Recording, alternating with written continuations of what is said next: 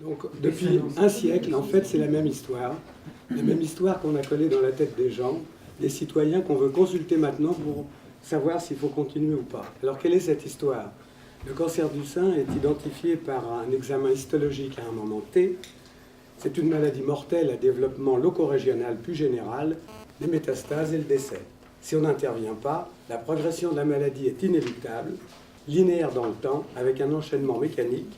On part d'une cellule atypique au carcinome in situ, au cancer invasif, aux métastases et au décès par cancer. Ce schéma a été validé par Alstedt, un chirurgien nord-américain qui, en 1894, déclare qu'une chirurgie radicale emportant le sein, le plan pectoral, les ganglions, permet de limiter les récidives, voire de guérir la maladie. Suivant. Alors, on peut résumer cette conception ainsi. Une lésion de petit volume signifie un diagnostic précoce. La dissémination tumorale se fait mécaniquement. Le type d'intervention détermine le devenir de la patiente. Tout retard de diagnostic est préjudiciable. Dans les années 70, on complète l'histoire naturelle de la maladie en la taillant sur mesure pour le dépistage. On raconte qu'il faut 8 ans pour passer de la première cellule maligne à 5 mm, un délai de 10 ans pour que la tumeur soit palpable. La mammographie précéderait la clinique de 2 à 3 ans. On estimait dans les années 80, et c'est un des objectifs du dépistage, que le fléau que constitue le cancer du sein serait réglé quand la taille moyenne des tumeurs serait à moins de 2 cm. En 1989, aux 11e journée de la Société française de cellologie, on déclare que toutes les conditions pour le dépistage sont réunies. Forte prévalence de la maladie, c'est vrai. Une absence de prévention primaire connue, c'est vrai. Et là, une succession de choses qui est beaucoup plus litigieuse. Une phase suffisamment longue durant laquelle il est possible de guérir la maladie, un traitement curatif qui n'altère pas la qualité de vie, un test non iatrogène, spécifique et sensible, avec de bonnes valeurs prédictives positives et négatives. La valeur prédictive positive attendue est d'au moins 30%. Un test simple, on déclare qu'un seul cliché en oblique externe sans examen clinique, moins coûteux que l'examen diagnostique, fait l'affaire. Le cancer du sein est alors réduit à une image radiologique. Dans le même temps, 2 expériences randomisées, le HIP à New York en 1963 et les 2 comtés Tabar en Suède en 1985, prétendent que le dépistage permet de réduire la mortalité de 30%. Le dépistage apparaît d'autant plus opportun que le cancer du sein constitue un modèle pur pour la cancérologie classique. En effet, le sein est un organe externe, non vital. On peut faire une chirurgie radicale pour des tumeurs qui sont petites, voire infracliniques avec la mammographie. Donc le résultat attendu du dépistage dans les années 80 est clair. Il doit aboutir à un résultat avec une baisse drastique de la mortalité, l'éradication des formes évoluées et une diminution du nombre des mastectomies totales. Grâce au dépistage, on affirme clairement qu'on ne doit plus mourir prématurément d'un cancer du sein. Alors pourquoi le dépistage est-il encore aujourd'hui l'objet d'une polémique qui, en fait, dure depuis plus de 50 ans? Je ne veux pas revenir, mais Charles Gros, déjà en 1963, traitait de la question. Alors qu'on soit pour ou contre le dépistage, on pinaille tous sur les résultats des études randomisées, ça diminue de 30%, de 20%, n'importe quoi. Mais qu'on soit pour ou contre, on est bien forcé de constater qu'après 25 ans de pratique, les résultats attendus ne sont pas au rendez-vous. Le cancer du sein reste toujours au hit parade des cancers mortels pour la femme. Ça se saurait si ça marchait. Dans les conditions nécessaires définies en 89, qu'est-ce qui reste? La prévalence de la maladie, c'est vrai. L'absence d'une prévention primaire connue, c'est vrai aussi. Mais tous les autres points étaient déjà faux en 89. Un certain nombre, dont je faisais partie, s'opposaient déjà sur ces questions-là. Tous les autres points ont été immédiatement contredits par les faits. Le test radiologique s'est révélé très insuffisant et abandonné rapidement au profit d'un examen de diagnostic personnalisé pour toutes les femmes sans que la moindre leçon n'ait été tirée de ce premier échec. Pour mémoire, la valeur prédictive positive qui était retenue à 30% a été au mieux, après 2 ou 3 vagues, que de 9%. La valeur prédictive positive, c'est la probabilité que, quand un test est positif, pour que la maladie soit présente. Mais les raisons essentielles de l'échec du dépistage ne sont pas tant d'ordre technique. Elles tiennent au fait que le dépistage trouve sa justification dans une hypothèse de l'histoire naturelle de la maladie qui se révèle en complète contradiction avec l'observation clinique. En effet, du lien constaté entre la taille de la tumeur et le pronostic, on a déduit abusivement une corrélation entre petite taille et précocité du diagnostic, sous prétexte qu'avant d'avoir été gros, on a été petit. La notion de précocité du diagnostic suppose que la croissance de la tumeur soit linéaire et que l'écoulement du temps soit dans un rapport de proportionnalité avec la croissance tumorale. S'il y a une corrélation relative entre la taille tumorale et le pronostic, il n'y a pas de corrélation simple, linéaire, entre la taille et le temps. En effet, chacun peut constater que petit ne signifie pas précoce, qu'un volumineux cancer n'exclut pas un diagnostic précoce. J'ai vu une tumeur de 3 cm en un week-end. Petit ne signifie pas obligatoirement bon pronostic. Des tumeurs millimétriques peuvent être métastasées. Des cancers in situ peuvent être palpables. Des cancers infiltrants peuvent régresser. L'observation clinique montre que le développement de la maladie n'est ni inéluctable ni linéaire. Un état n'engendre pas forcément le suivant. Ainsi, l'augmentation considérable du nombre de cancers in situ diagnostiqués, on est à 20% des cancers, et traités, ne s'est pas accompagnée d'une diminution du nombre de cancers invasifs. Par ailleurs, en 40 ans, les délais entre deux dépistages n'ont cessé de se réduire, de 5 ans, 3 ans, 2 ans, 1 an aux États-Unis. Or, même avec un dépistage annuel, 25% des cancers restent des cancers de l'intervalle. La recherche d'un diagnostic précoce grâce à la mammographie est tout simplement un leurre. Par ailleurs, l'image mammographique n'est pas le reflet fidèle de la taille tumorale. Des gros cancers, comme mon poing, palpables, peuvent n'avoir aucune traduction radiologique. Ici un exemple, une tumeur de 10 cm, il n'y a rien de significatif sur la mammographie, en dehors d'un adénofibrome calcifié. Suivant.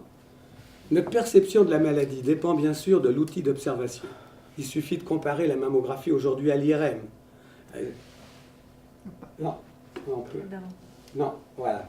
Ici, vous avez une mammographie. C'est une jeune femme qui a une opacité qui correspondait à un cancer. À l'IRM, on a bien l'opacité. Comme elle est jeune, on fait une IRM avant de faire une tumorectomie. Et qu'est-ce qu'on trouve dans un tissu graisseux? Eh bien, 2 autres lésions additionnelles. Quand vous faites comparer la mammographie à l'IRM, vous avez 20% de lésions additionnelles avec l'IRM. Bonjour le surdiagnostic. Suivante. D'ailleurs, toute petite réflexion pour les radiologues, on est que 2, mais quand même, pour rappeler qu'un cancer du sein, ça ne se voit pas à la radio. La plupart du temps, ce qu'on voit, c'est des signes indirects liés à la stromaréaction. La tumeur épithéliale, c'est de la flotte, c'est une cellule comme une autre. S'il n'y a pas la stromaréaction avec de la fibrose, avec des microcales, on ne voit rien. C'est ce qui explique évidemment l'importance des cancers sans traduction radiologique. Et alors, évidemment, c'est les cancers les plus embêtants qu'on ne voit pas à la radio. Alors, il faut attendre, en fait, les années 70-80 pour que Fischer et Veronesi remettent en cause l'hypothèse astonienne par des études randomisées, et ils avancent. Ça n'a pas beaucoup fait école, c'est bien dommage. Une hypothèse alternative qui ouvre la voie à la chirurgie conservatrice. Il n'y a pas d'ordre dans la dissémination de la tumeur. Les variations de traitement n'affectent pas la survie. Pourtant, le dépistage, malgré tout ça, garde de farouches partisans, la bataille se concentrant sur l'analyse des études randomisées. Alors, quelle fiabilité peut-on accorder aux études qui ont conclu à l'efficacité du dépistage? Pour trouver une baisse de mortalité au dépistage, il faut inclure dans les méta-analyses les expériences les plus mauvaises, les moins bien randomisées, au regard de la méthode de tirage au sort, de la comparabilité des groupes, des exclusions en cours d'études après randomisation et du biais de classification des causes de décès en faveur des groupes dépistés, qui sont souvent connus. Les doutes sur cette fiabilité se sont confirmés, en particulier dans les 2 études de référence qui ont été citées par les pro-dépistages pour vanter la baisse de mortalité de 30%. Alors des chercheurs ont montré que les résultats publiés concernant l'essai des 2 comtés, les 7 tabards, étaient incompatibles avec les données du fichier national suédois. Il manque 93 cancers à l'appel.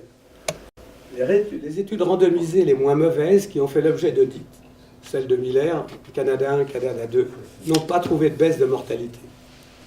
Les études en population, mais M. Autier va pouvoir vous en parler, confirment l'absence des résultats tangibles du dépistage, là où la mortalité baisse. Cette baisse est identique dans les groupes dépistés et non dépistés. Il n'y a pas de régression des formes évoluées Le nombre de mastectomies totales non seulement ne diminue pas, mais il augmente. Le dépistage n'a pas fait la preuve de son efficacité. Par contre, il a révélé un phénomène capital dont la portée n'est pas encore pleinement mesurée, le surdiagnostic. En effet, qu'est-ce qu'on observe avec le dépistage? Une incidence qui augmente brutalement, 2,3. La mortalité, par contre, est stable. On a fait 350 000 mammographies en 82, plus de 3 millions en 2000. De 308 scénographes, on est passé à 2500. Suivant. En 1980, une femme sur 665, âgée de 35 à 84 ans, a eu un cancer du sein. En 2000, une sur 372. Devant cette explosion de l'incidence et la stabilité de la mortalité, il y a deux hypothèses qui peuvent être avancées. Soit c'est un énorme succès du dépistage face à une formidable épidémie de cancer du sein létal, soit c'est du surdiagnostic massif avec une activité totalement injustifiée sur une population de femmes a priori bien portante. Première hypothèse, c'est un succès du dépistage. Si cet accroissement continu de l'incidence qu'on vient de voir correspondait à une véritable épidémie de cancer à évolution létale, il faudrait alors que la réduction de mortalité grâce au dépistage soit considérable. On guérissait un cancer pour un décès en 80 et en 2000, on aurait guéri 3 cancers pour un décès. Ni les résultats les plus optimistes des essais contrôlés concernant la réduction de mortalité, ni les progrès thérapeutiques durant cette période ne peuvent soutenir cette hypothèse. Deuxième hypothèse, le surdiagnostic. Alors le surdiagnostic, c'est une catégorie aujourd'hui encore assez mal définie et trop hétérogène. Bref, le consensus pour le définir est le suivant. Le surdiagnostic est le diagnostic histologique d'une maladie qui, si elle était restée inconnue, n'aurait jamais entraîné d'inconvénients durant la vie de la patiente. Ce n'est pas une erreur de diagnostic, mais c'est un concept qui est totalement contre-intuitif. En effet, le surdiagnostic n'est identifiable ni par le soignant, ni par l'anatomopathologiste, ni par la patiente. Pour eux, il n'y a que des diagnostics. Sa réalité est mise en évidence par une convergence de constatations. Des études autopsiques, les premières ont été faites par Mme Nielsen au Danemark en 87, sur 110 autopsies chez des femmes entre 20 et 54 ans, c'est-à-dire, ce n'est pas l'âge où il y a le pic de fréquence du cancer du sein, eh bien, elle a trouvé 20% de lésions malignes, dont 2% d'invasives, 39% entre 40 et 49 ans, totalement surprenant. Le surdiagnostic, il faut insister, intéresse aussi bien les cancers invasifs que les cancers in situ. Deuxième type de constatation, en Norvège, là, par chance, ce n'est pas des registres qu'on extrapole, mais il y a un fichier, on dispose d'un suivi précis de chaque femme, on sait à quelle fréquence chacune a été examinée par mammographie. En comparant celles examinées à intervalles réguliers aux autres, on constate que la mortalité par cancer du sein cumulé est identique dans les deux groupes. Par contre, le nombre de diagnostics de cancer est d'autant plus élevé que les femmes ont eu plus souvent une mammographie. Le surdiagnostic, c'est important, est une explication des contradictions entre le succès apparent des traitements sur des cancers diagnostiqués, entre guillemets, précocement, grâce au dépistage, et l'absence de réduction significative de la mortalité. La réalité, en fait, est masquée par la confusion qu'on fait entre taux de létalité et taux de mortalité. Le taux de létalité, c'est le nombre de décès rapportés au diagnostic fait de cancer du sein. L'augmentation de l'activité diagnostique liée au dépistage induit une augmentation des cas prévalents et du surdiagnostic, contribuant à diminuer la létalité. C'est la perception qu'a le clinicien de la maladie chez un individu. C'est pour ça que les cliniciens ont tellement de mal à nous rejoindre sur le terrain du surdiagnostic. Le taux de mortalité, par contre, c'est le nombre de décès rapportés à l'ensemble de la population. C'est ce qui mesure vraiment l'efficacité d'une opération de santé publique. C'est à l'épidémiologie et à l'épidémiologiste qui travaillent en population d'en faire la démonstration. Les épidémiologistes aujourd'hui ont fait leur boulot, les cliniciens pas du tout. C'est là l'hiatus pour le dépistage. Alors les faits observés en France, c'est un exemple, l'incidence a beaucoup augmenté, c'est les mêmes moments, 80-2005, la mortalité est restée stable, et la létalité a beaucoup baissé, les cliniciens crient pipi pourra, l'épidémiologiste dit vous n'avez rien obtenu. Les conséquences du surdiagnostic aujourd'hui sont à peine ébauchées. La compréhension du surdiagnostic devrait provoquer un véritable séisme dans notre histoire, dans la conception de l'histoire naturelle de la maladie. il réduit à néant les restes du schéma alstédien, encore en cours aujourd'hui. Il impose une redéfinition de la maladie cancéreuse qui reposait uniquement sur l'histologie de la tumeur et le tout génomique. Le surdiagnostic augmente sans fondement le nombre de femmes à risque et risque qui est reporté inutilement sur leur descendance. Il pose clairement 3 questions. À partir de quand est-on malade? C'est la vraie question. C'est aux médecins d'y répondre, et pour l'instant, ils ne le font pas. Pourquoi certains cancers se développent-ils pas ou régressent? Et quel est le rôle de la tumeur épithéliale dans la maladie cancéreuse? En conclusion, compte tenu des effets pervers associés au dépistage, surdiagnostic, surtraitement, l'irradiation liée à la mammographie est sûrement aujourd'hui un vrai problème. On fait des mammographies de plus en plus fréquentes. Nombre de femmes de 60 ans ont eu plus de 15-20 mammographies, chez des femmes de plus en plus jeunes. Reportez-vous aux travaux de Mme Collin à Lyon sur les cassures des brins d'ADN liées aux doses radiologiques, y compris à 2 mg. Le rapport bénéfice-risque aujourd'hui, clairement, est défavorable. La reconnaissance du surdiagnostic avec toutes ses conséquences devrait d'ores et déjà mobiliser les pratiques médicales, dédramatiser l'urgence diagnostique, déculpabiliser les sceptiques, inciter le corps médical à être moins péremptoire dans ses propositions. Grâce au dépistage, on sait ce que l'histoire naturelle des cancers du sein n'est pas, mais on ne sait pas ce qu'elle est. L'analyse plus fine du surdiagnostic donnera peut-être une réponse.